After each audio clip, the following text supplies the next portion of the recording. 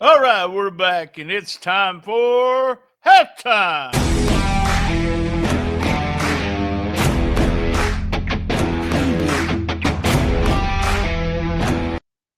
All right. that just breaks off just real quick. Just cut Like, off. I was yeah, in yeah, mid yeah. groove.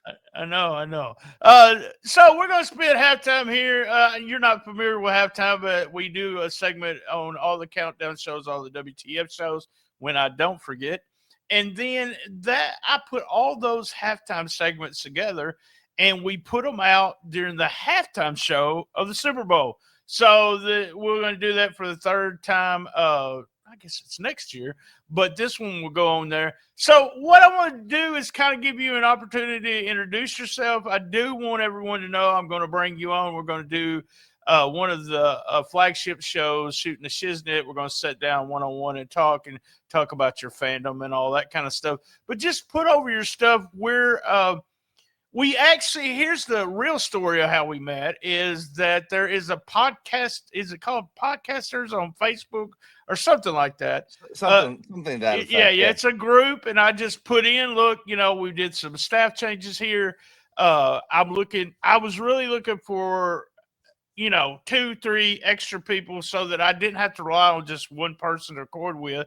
I got somebody to do my WTF. And then we got somebody else to join to do some New Japan stuff with me. And then you were one of the few people that, well, there was a lot of people said, hey, and I went and looked at people's stuff, and you seem to know what you were talking about. I liked you and your co-host, and I was like, hey, I'm going to reach back out to him. So tell us about your podcast, how long you've been doing it, and how everyone can reach it. So I am the host, owner, producer, El Presidente of I Still Call It a Lariat. We are a pro wrestling podcast. We are the mediumest pro wrestling podcast on the planet. We sit right in the middle. We're not the best. We're not the worst. We give great analysis and semi good production value. There you go. There you go. In order to find us, we are on pretty much every major streaming platform. We are on YouTube. We are on Spotify, Apple, Amazon, all the big ones. Our biggest one right now is YouTube. We actually just hit 1,000 subscribers on YouTube, so that's a big one for us. We've been going for about a year. I am joined by my co-host pretty regularly, Mr. Showtime Michael Wright. He is also my former tag team partner and best friend for life. And then we have recently been joined by Slim Burgundy, who was also a manager that I worked with throughout my years of wrestling. And there's been a sprinkle of other co-hosts in there. Our buddy Hound has jumped in there. He's a former worker. And our casual fan that started off with us was S. Scarps Esquire. He might make a comeback eventually. We don't know. We might change his name from S. Scarps Esquire to Sir Flakes a lot. It's kind of the same thing. So, but we have a lot of fun. We've scaled back for the next couple of weeks, just kind of doing preview and review shows of the PLEs, pay-per-views, and big shows like that. We're not doing as much on the weekly shows. Slim and I are going to review the Arena Mexico shows for AEW just because we kind of want to see we want to talk about that type of stuff. But all around, we try to do it for fun. I've been involved with wrestling. Well, I'm 43 years old, so I'll say I've been involved with wrestling in some way, shape, or form, whether it be a fan or a worker for 42 years now. My earliest memory is sitting on my dad's lap watching Hogan and fell in love with it. Went to WrestleMania 4 when Macho won the title for the first time. So that is me in a nutshell, and our show in a nutshell. Like I said, we like to have fun. We like to talk wrestling, and Lord knows there's a lot of wrestling out there nowadays. Man, like you said, there's a lot of wrestling going on, and when I bring you on, we'll talk about you being in the business and a fan and everything. And I just want to point out something. I really think, and you said something about somebody as part of your crew, a casual fan, which is fine. I get it. No one that's ever been in a business, I love, but I really think we have people that's been in the business has a different perspective of what's going on. And I'm not saying this to make anyone mad or piss any of my listeners off, but I think we have an understanding of what goes on, not just on the television, but also what goes on backstage. And also the understanding that most of us that have been in the business and doing podcasts now, also we're open to learn new stuff.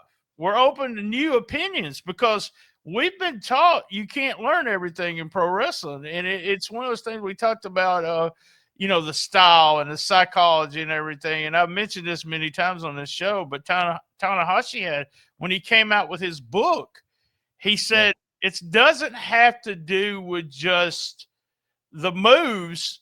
It's what you do in between. Exactly. And I was just like, I mean, I've been around the wrestling business since taking pictures since 87 or 88.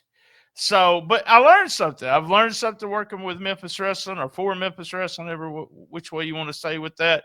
And, you keep learning. And I think that keeps us open. You see people on the internet wrestling community that thinks they know it all and they're not going to listen to anyone else.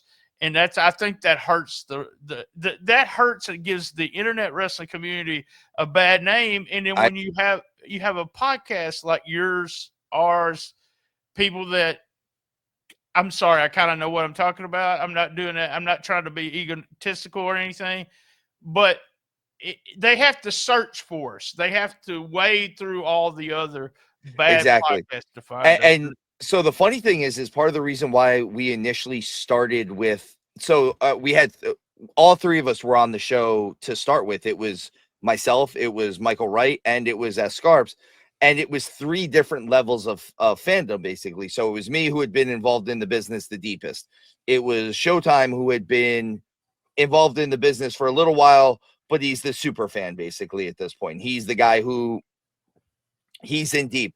And then having Scarps there as the casual fan, let's face it, that's who you're really trying to gear your product to a lot of times. So if I was going off on a rant about something that I really didn't like, I would look at him sometimes. I'm like, wait, did you like it? Because if you liked it, everything that I just said is wrong. So that's to your point. Yeah, I was able to learn things at that point. Sometimes, I get a little bit caught up in my own old school thought process on things.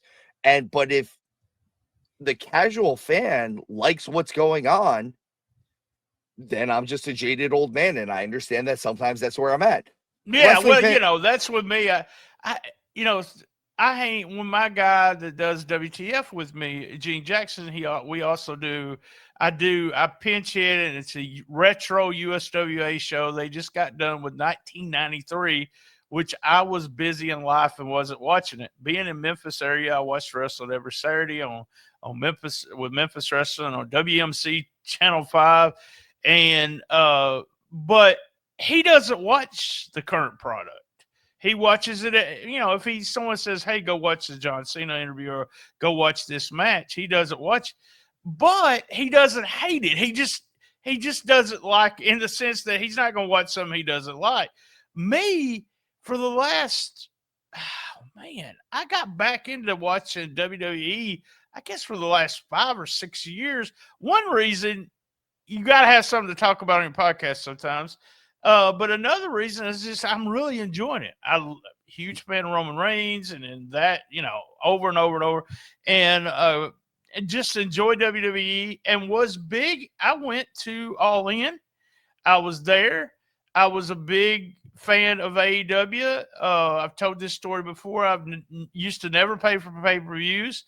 Someone would send it to me on VHS. And then that was probably some of the first pay-per-views. I pitched in $5 at a party one time. But that was for food and the pay-per-view. But I started buying pay-per-views. I spent probably $250 on pay-per-views with AEW. But, here's the deal. I don't like AEW that much right now. I do watch some of the stuff, but I'm not going to complain about it. Sometimes I will, but I don't.